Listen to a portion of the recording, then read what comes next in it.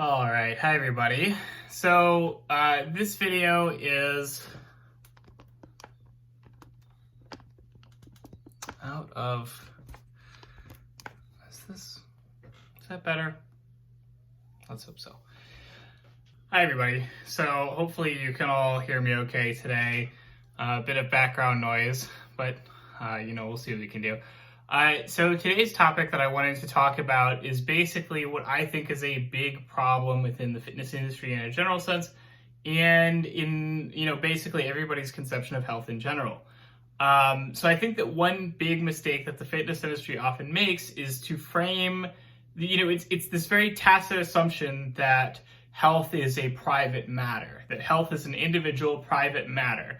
And that's sort of something that underlies and sort of surrounds the whole concept of the fitness industry, because we frame everything as personal choice. We frame everything as, responsibility, willpower, determination, and we tend to ignore a lot of the ways that, our environment shape us and make us and sort of shape the possibilities that are available to us. This isn't to make this a political thing either, but I think that this is often sometimes why the fitness industry tends to be a little bit more right-wing, simply because, that sort of jives well with the sort of, conservative ethos of, personal responsibility and all that. And so, I want to get this out of the way and say that, yes, of course, when you work out, when you eat well, you live longer, and that's great, you're healthier, and so on. But this, framing it as only this and not sort of, taking into account all the other factors that are at play ignores the fact that there's so many things that you can't account for, that you don't get to choose. There's the fact of, your genetics, basically what you're born, what sort of diseases or conditions you may be predisposed to. Food availability, poverty, those things can really affect, just how you survive, really. And probably the biggest one is going to be healthcare. And I'm going to talk about that a little bit more in a little bit. But, to start off, I want to basically, make something very clear, which is that you're not going to live forever. Like, no one lives forever. No one has lived forever. Like, that's, might that happen in the future? Might we get to a point where, we have developed technology that allows people to live forever? I mean, yes, possibly. But the problem is that something is going to kill you sooner or later. Like, that's just, the truth. The problem is not that you can't survive individual things that might kill you. The problem is that you are going to get older, and as you get older, your body is going to be, basically it recovers less, robustly. You're not going to have as much defense against various diseases, conditions, injuries, and so on. And sooner or later, something is going to get you. Like, that's what's going to happen. Something is going to get to you. No matter how much you lift weights, no matter how good you eat, you are not infinitely prolonging your life. You're just optimizing the life that you have so that you can live a little bit longer. That's really what's going on here. Yes, you are going to be healthier, you're going to be in better shape, you're going to generally be, you're going to have a better, more functional life up until the end if you're more active. That's all good stuff. But something is still going to kill you. Like, you're not going to live forever. There's not going to be any magical, I've doubled my lifespan or anything like that. That's, likely just not how it is. And so, I like to think of fitness as sort of something where, the personal side of things, you can cross some of the things off of the list. So, there's this giant list of things that could potentially kill you, and you can cross some of them off by exercising. You can, basically reduce the risk that you're going to have, say, a heart attack or, predisposition to, metabolic disorders. But, if you get hit by a car and that car runs over you and it hits you hard enough, no amount of squatting is necessarily going to save your life. Like, yes, you might be, maybe your bones are a bit stronger, you're a bit more resistant to injury, maybe you can survive a little bit better, whatever. But the reality is that no matter how strong you are, no matter how big you are, if you get hit by something hard enough, it's going, it's going to mess you up, period. And there's nothing that you can really do about that, right? Like, that's just is what it is. And likewise, being in great shape is not necessarily going to protect you against many of the things that can kill you later on in life, cancers and so on. So, you need to think of fitness not as something that is some sort of all-encompassing, this makes me, infinitely healthier, and more as like, oh, we're checking off some of the boxes on our list, but there's still plenty of other things that are going to kill you sooner or later. And that's always going to be the case until we find some way to basically slow down or reverse the aging process, right? And again, certainly fitness can help with that. Certainly being active helps with that. But it's not going to reverse it. Nothing is going to reverse it. We have nothing that reverses it. Until we do, you're going to die sooner or later. Something is going to kill you. You're just optimizing the amount of time that you have left. Like that's just how it is. Like you're going to have some amount of time left on this planet. You are optimizing the amount of time that you have left. Yes, awesome. But there is still that hard limit. Like that is how it is, right? And so, when we talk about, private health, yes, there are things that you can do to optimize that. That's the stuff that you can do. But then there's many things where your environment is shaping how long you're going to live. Many of the biggest advances in human lifespan happened not because, people started working out harder or people started eating better or whatever, but because we had all these other developments societally that made us, basically live longer. So there's things like, regulation for our food so that we're making sure that we're getting clean food every time you go to the grocery store. You buy something, that it's going to be roughly, not, infested with some kind of disease or something, because we have these rules and regulations that ensure that the kind of food that you purchase on the shelf is going to be, clean or, free of, contaminants or whatever. There's things like public health initiatives. There's things like, the fact that we have pipes that deliver clean water to our homes in most cases, for most people in the developed world. Because we have things like, the medical industry, 200 years ago or so, the medical industry was still, relatively in the Stone Age as compared to what it is now. Like the amount of advancement that has occurred in medicine is pretty massive in the last, 100 years or so. There's been a huge drop in infant mortality rates as a result, and infant mortality rates are actually one of the reasons why, basically lifespans on average used to be so much shorter. It wasn't because, you hear this pretty often, like, oh, like people in the medieval ages had an average age of, 25 or 30 before they died or whatever. That didn't mean that people were just dying very young. Like you just get to 30 and you drop dead or whatever, or like a guy kills you with a sword. No, it was because you had people who were living to be, a normal 60, 70 years old or whatever, and then you had people who were dying as a baby because of infant mortality rates, and those two averaged out. The thing is that, we know this, like in a general sense, young people are pretty healthy. Young people are pretty resistant to, basically injury, basically disease, and so on. They tend to recover a lot on their own. They don't need a lot of medical help.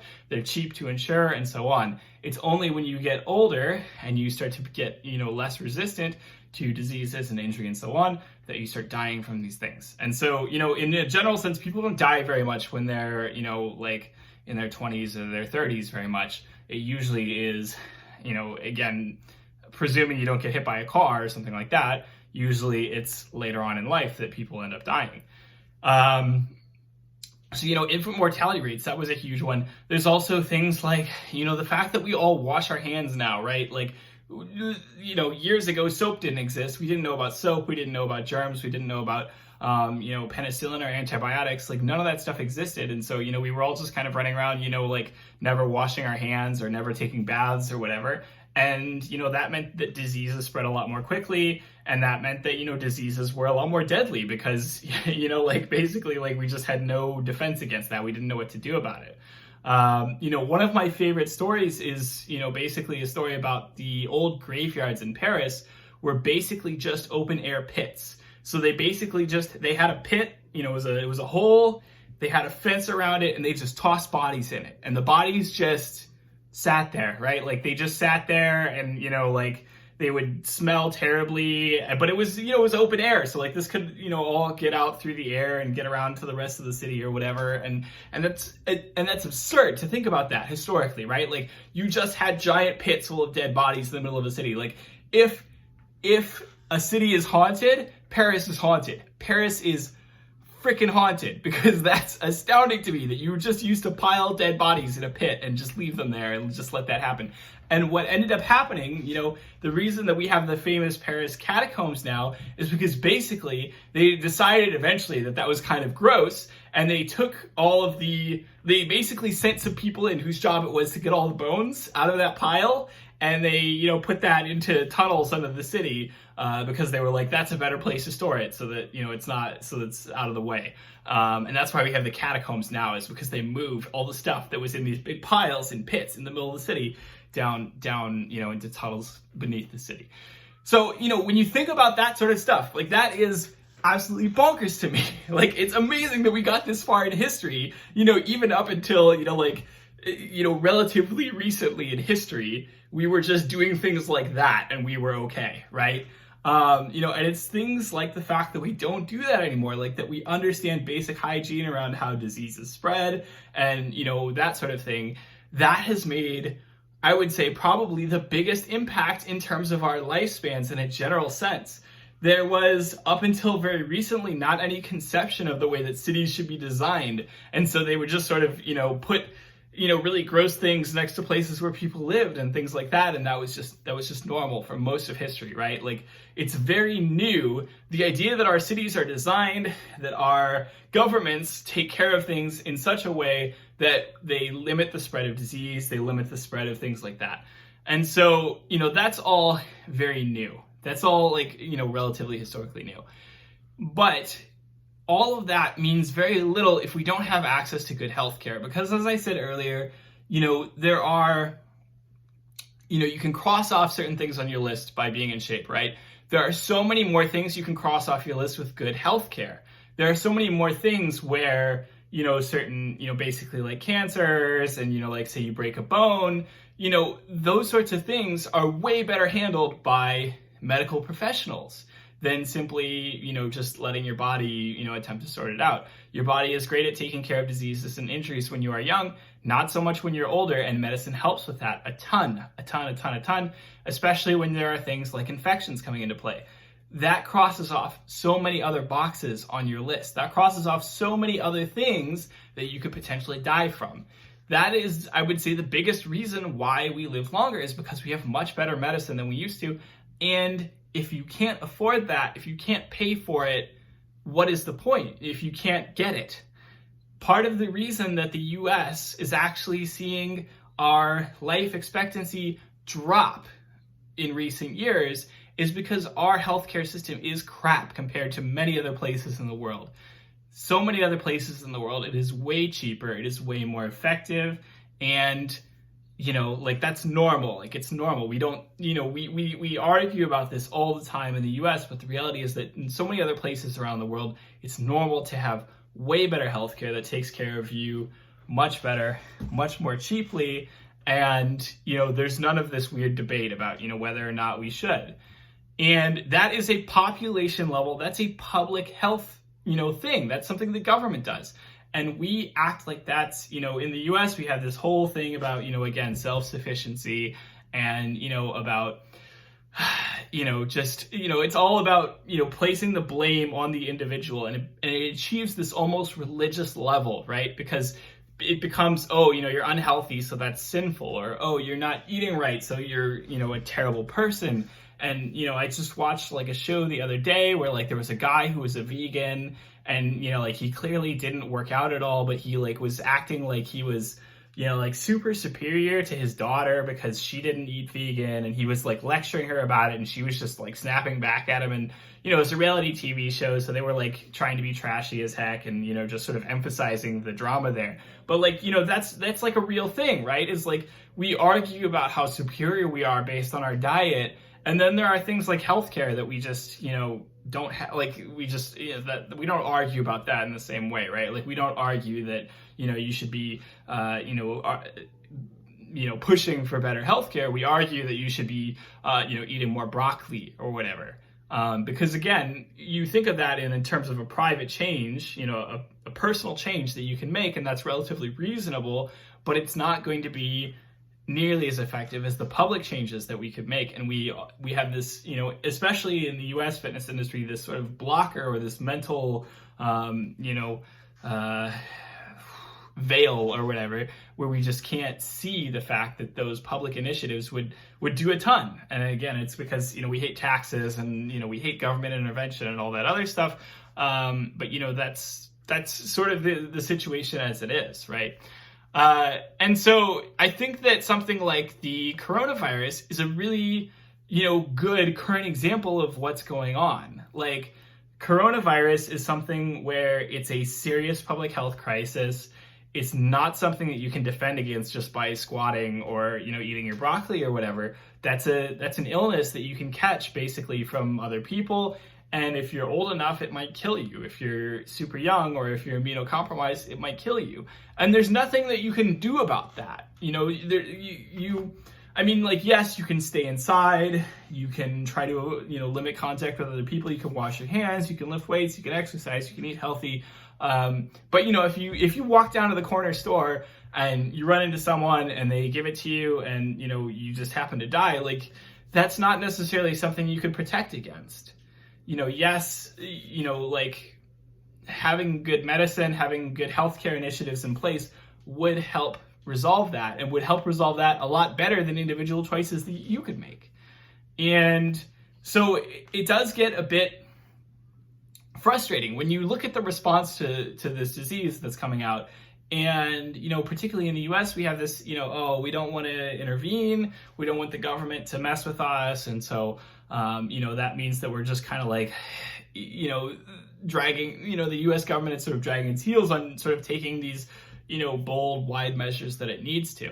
And meanwhile, companies can say, oh yeah, you can work from home, or, whatever, universities are doing classes online, that sort of thing. But, that doesn't affect everybody. There are plenty of people who have types of jobs where they can't just work from home, or they can't just go home, or, take some time off or whatever. We have a labor system in the US where people are not encouraged or allowed to take days off when they're sick. In many cases, they, just end up, I've got a crappy minimum wage job. I can't miss the hours. I can't take off time or my boss will be pissed at me. So I have to go back to work. That's very normal. That's a normal thing in the US. And that's a huge problem, because that means that we are going to see this disease continue to spread in ways that are entirely preventable if we simply had, a society that was better structured to handle this sort of, extreme event. And we just don't, right? Like, and that's the thing, is when things are good, when we don't have, a virus, messing with everybody, it's easy to lose sight of the fact that, we need these strong initiatives for times like this. We need to have the ability to, be like, hey, we're going to mobilize, healthcare forces. And, here we have things like, I don't know, like Trump is promising that, he made some dumb promise that health, insurance companies would pay for coronavirus stuff for free or something like that. And they were like, no, we won't. That's what we're at. That's the level that we're at, is we don't really have a system in place to deal with this sort of thing, because we simply don't have a strong, healthcare system in that way. We don't have a system that is really equipped to handle a lot of people, because it has been exclusionary and it has been limited to, a certain, sort of segment of society for so long. And you can't just take care of a small segment of society, because then the rest of society is going to breed the disease and they're going to give it to that small segment of society. And then, tough luck. That's what it is. So, I think that the fitness industry gets some things right. Certainly, again, there are ways that you can optimize your own life by working out more, by being in shape, by eating well. But there are also plenty of ways in which your environment has a huge role to play in your health and in the health of people around you. And it's not a good idea to simply overlook that. I've said this before, and, maybe just to be a little bit, maybe just to be a little bit controversial or to push a few buttons. But I've said this before and I'll say it again. If you care about health and not just fitness, we always say health and fitness. We always say health and fitness together with a little, ampersand in between. And when we say health and fitness, what we very often mean is fitness. The people are very often just teaching, here's how to be good at lifting weights. Here's how to be good at running. Here's how to be good at, whatever. And the health portion is just expected to be the same thing as the fitness portion. We just basically say, health is fitness, or health is, just what I tell you to do or what I tell you to eat. But the reality is that health is not just muscles. It's not just showing off online. It's about supporting strong public health initiatives. It's about access to healthcare for basically everybody so that you can prevent the spread of major diseases. It's about strong workers' protections so that people can take off of work and stay home. It's about strong regulations so that you get food that isn't contaminated, and so that, the products that you purchase, you can generally be sure are, not going to kill you. And you need to uncouple the idea, that health is just a private matter. You need to understand that it's a public matter. Like, it really is. It's something that affects everybody, and it affects everyone as a whole. It doesn't just affect individuals. So hopefully this won't ruffle too many feathers. I don't know. Hopefully this will open some minds. That is all for the main topic this week. I am going to go into some Q&A now.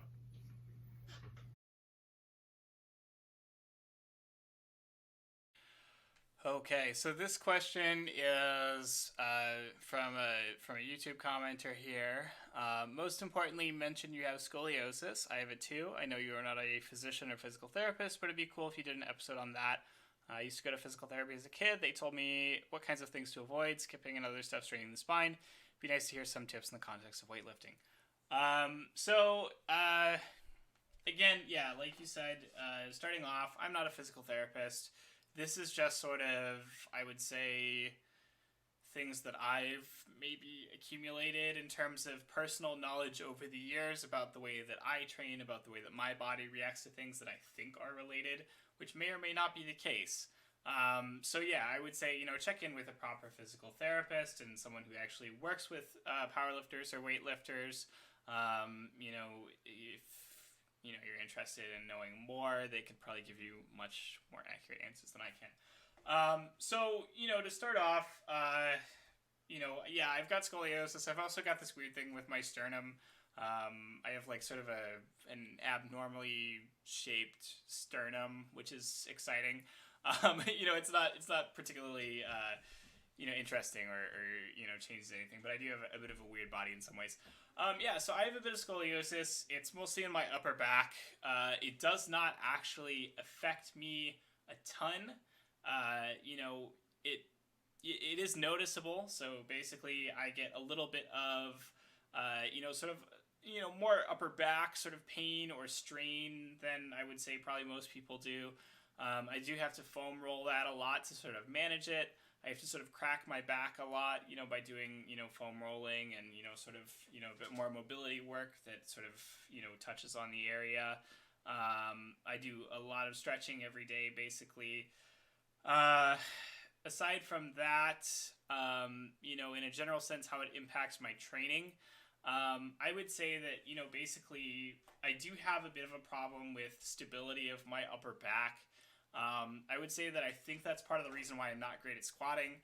I am really terrible at squatting compared to how good I am at benching and deadlifting. My bench and my deadlift are, yay good, and my squat is, yay good. And I've never really been able to stay under the bar very well.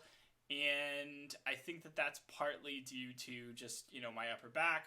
I also have some lingering problems with my knees a little bit from an injury I got a few years ago when I was, working a physical labor-based job. That may be a part of it as well, but I do think that the back plays into it. I think that it doesn't really affect my deadlift very much. My deadlift, basically, yes, I lift with maybe a slightly more rounded upper back than some people, but, it's not like a huge, it's not to the point where, it causes injury. I've never hurt myself from deadlifting or anything like that. I've deadlifted pretty hard over the years, pretty frequently and so on. In fact, I actually feel a lot better from deadlifting. Like, I recover a lot, I would say, more quickly from deadlifting than I do from squatting. I can squat and it'll suck for like a week, and then I can deadlift and just, 2 days later, it's like, boom, I'm ready to go again.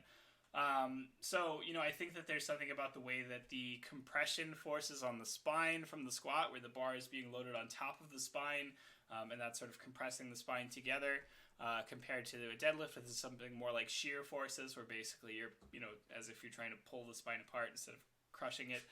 I think that there is a little bit, I think that I am a little bit less tolerant of sort of compressive forces like that for that reason. That, again, that may or may not be true. I don't know. That's just sort of personal conjecture. Aside from that, I think that a lot of well-meaning advice in terms of like avoiding certain activities is probably not, super necessary. Like, basically the body is pretty plastic in the sense that it adapts to stressors, right? And so, yes, like there may be certain kinds of activity that maybe you're slightly predisposed to not be so good at because of scoliosis. But, simply because you have trained and you've gotten your body used to it and habituated to it, you're able to do it without, serious risk of injury anyway, simply because you've gotten your body accustomed to it. So I don't know if I would say that I have any, sort of recommendations in terms of what to avoid in training. I'll say that I've never gotten seriously injured due to anything that I would say is directly related to my scoliosis that I could tell. I've only gotten injured a couple times over the years in a general sense. I've been pretty lucky to be pretty resistant to injuries. And so, I wouldn't say that any of the injuries that I've had have really had much of anything to do with my upper back, or, like anything directly related to, my scoliosis. Aside from that, like I used to do some chiropractic to treat it a little bit, some massage. I generally don't support chiropractic in a general sense. There's a lot of BS that goes on in that sort of field. But, in my particular instance, I think it did help a lot because it helped to sort of, crack, those upper parts of my back that get really tense. I've also noticed lately that, when I do a lot of sort of shoulder-focused work, I do have a lot of tension, basically, that's being trapped sort of right in my upper back, basically right at the top of my spine. I'm not sure if that's partially related to my scoliosis. I think it is because it basically, it sort of connects to the, like it connects to the spot where my scoliosis is, as it were. So now it's like, basically hitting more of my neck and sort of my my shoulders as well. So, I think it matters. I think that I have to sort of modify my training a little bit based on, how that goes. I don't think it's been a huge impact on my training. Again, realistically, I don't have a ton of scoliosis. So, maybe I'm just, not the best, person to ask in terms of, like what to do about more severe versions. And I'll say, something to note is that, like, basically one of the greatest lifters of all time is a guy named Lamar Gant. Let me pull up his photo here. So Lamar Gant is basically like an absolute OG, one of the strongest people who ever lived. If I remember correctly, he pulled something like 750 pounds deadlift at 135 or something like that. Just amazingly strong for his size. And as you can see here, he also had really extreme scoliosis. You can see that he has it, I would say, way worse than I did. And it looks like it affects, not just sort of his... I have my scoliosis basically just a little bit, like right here between the shoulder blades. He has it, just throughout the whole back, really. So, like, certainly it doesn't hold you back from lifting heavy weights. Certainly it doesn't stop you from doing that. Certainly, this is proof of that. Is this, somehow responsible for his, good performance? God knows. He also has, you can see, sort of a very interesting deadlift form. He does lift with a very rounded upper back, which again may sort of give some evidence to my theory that that's part of the reason why I round my deadlift a little bit in the upper back. I think that my deadlifts do look a little bit, not nearly this extreme, but they do look a little bit more like this than like a nice picture perfect deadlift. So yeah, I mean, I would say, it's probably not holding you back. In terms of your question about basically, should I avoid exercises that, have a lot of impact? That's actually just in general, that's sort of good advice. Like, I think a lot of people, your body can handle impact when it's been used to, doing a lot of impact, but you need to sort of take it easy, and your joints can be very easily overloaded when you're, sort of a beginner and you don't really know, like, I've seen a lot of fitness programs where people try to throw people into like high rep plyometrics and lots of jumps and lots of bounding and that sort of stuff, and they almost always get injured. In my experience, it's simply because you're basically throwing a lot of force at the body. When you jump and you land, you're basically hitting the ground with the force of gravity plus your weight. And if you add in extra weight, then that adds to it as well, which is generally a lot more force than you would get if you just did a squat or if you just did some leg exercises or something. So basically, any exercise that has a lot of impact in it is going to be, I would say, more risky for injury risk to begin with. And that applies whether or not you have scoliosis, which may or may not predispose you to a slightly higher rate of injury risk. And, so I would just take those things careful to begin with. I wouldn't, excuse me, I wouldn't, just like do a ton of plyometrics or jumping or anything right off the bat if I didn't have some base level of strength, or if I wasn't, slowly working my way up to it. So yeah, that's basically my thoughts on that for today. That's really about it for the video. As always, don't forget to like, comment, tell me what you want to see in future videos, and I will see you next time. Bye.